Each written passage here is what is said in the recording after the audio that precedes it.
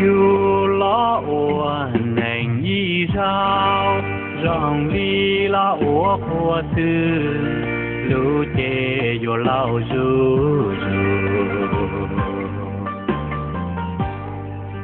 lưu chê đông cao rong thao yo mùa y nô yo có chỉ mù quá tư lưu nành dù lo thờ sen lên từ yo bao tỏ xa chụp ly nè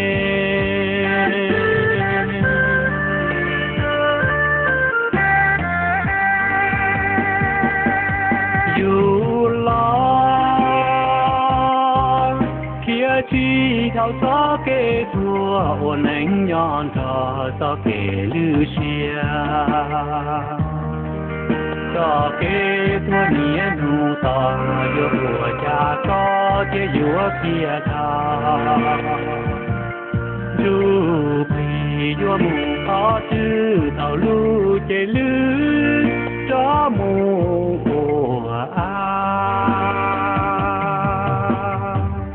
chúa ý ta kể chia sẻ nhỏ bé tu chữ Giêsu tự lo có danh kế đùa lên từ trên chữ Giêsu ta cho xia tu dù khi chẳng yếu đi tu chữ Giêsu yo to kê nữ yo có trái ya yo to xia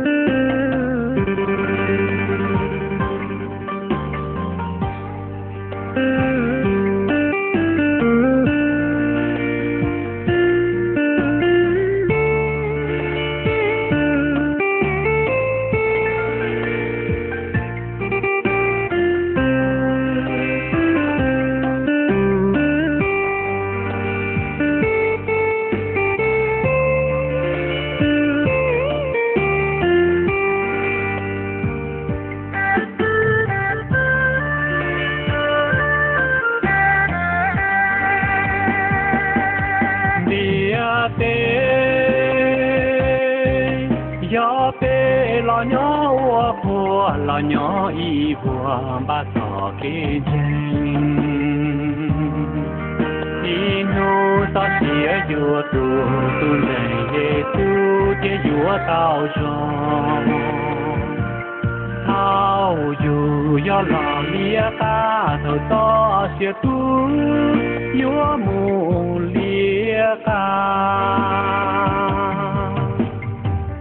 ba cái rèn cỏ rong rong tờ bê tờ xía vua tu lũ chèn tại vua lư ta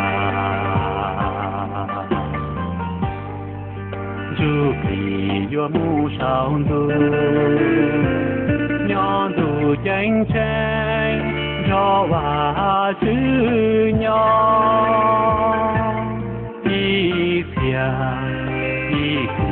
chỉ mua kê thua tu tranh Giêsu tranh mùa chờ hoa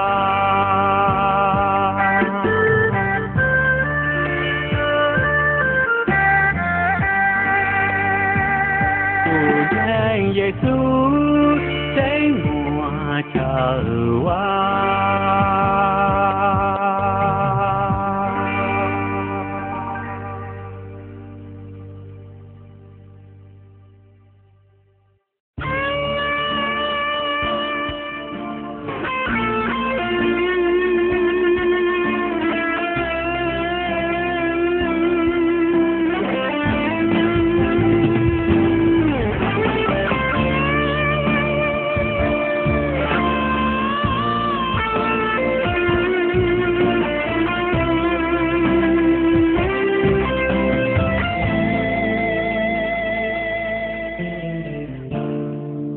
Tình yêu nơi Thiên Chúa dành cho tôi, cho những ai tìm kiếm Ngài. Tình yêu nơi Thiên Chúa dành cho tôi mãi không đổi thay. Nước mắt sẽ nên vui mừng, mọi đau đớn sẽ nên an lành. Tình yêu nơi Thiên Chúa dành cho ai tin Ngài.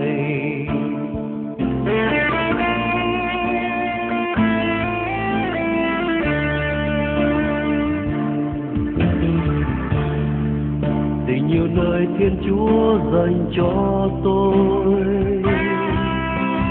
cho những ai tìm kiếm Ngài. Tình yêu nơi Thiên Chúa dành cho tôi mãi không đổi thay. Nước mắt sẽ nên vui mừng, mọi đau đớn sẽ nên an lành. Tình yêu nơi Thiên Chúa dành cho ai tin Ngài. Chúa đã đến cho tôi niềm tin với bao hy vọng, và Chúa đã xóa bao tội lỗi tôi. Chúa đã đến cho tôi một tình yêu mãi không phai tàn, và Chúa đã đến nơi đổi mới đời tôi. Thật tình yêu Chúa quá lớn nào tôi có biết, thật tình yêu cứu Chúa quá lớn nào tôi có hay. Với cớ sao Giêsu Ngài gánh thay tội tôi. Thật tình yêu Chúa quá lớn nào ai ví danh, vì tội cứu Chúa đã đến chịu bao đớn đau. Với cớ yêu thương tôi Ngài đến đây vì tôi.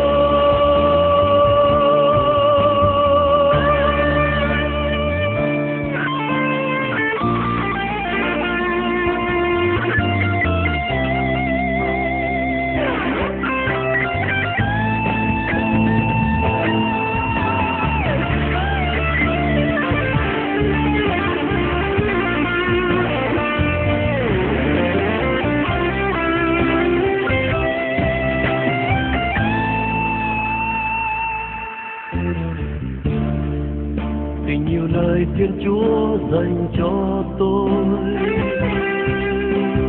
cho những ai tìm kiếm Ngài. Tình yêu nơi Thiên Chúa dành cho tôi mãi không đổi thay. Nước mắt sẽ nên vui mừng, mọi đau đớn sẽ nên an lành. Tình yêu nơi Thiên Chúa dành cho ai tin Ngài. Chúa đã đến cho tôi niềm tin với bao hy vọng, và Chúa đã xóa bao tội lỗi tôi. Chúa đã đến cho tôi một tình yêu mãi không phai tàn, và Chúa đã đến Ngài đổi mới đời tôi. Thật tình yêu Chúa quá lớn nào tôi có biết, thật tình yêu cứu Chúa quá lớn nào tôi có hay. Với cớ sao Giêsu Ngài gánh thay tội tôi. Thật tình yêu Chúa quá lớn nào ai biết danh, vì tội cứu Chúa đã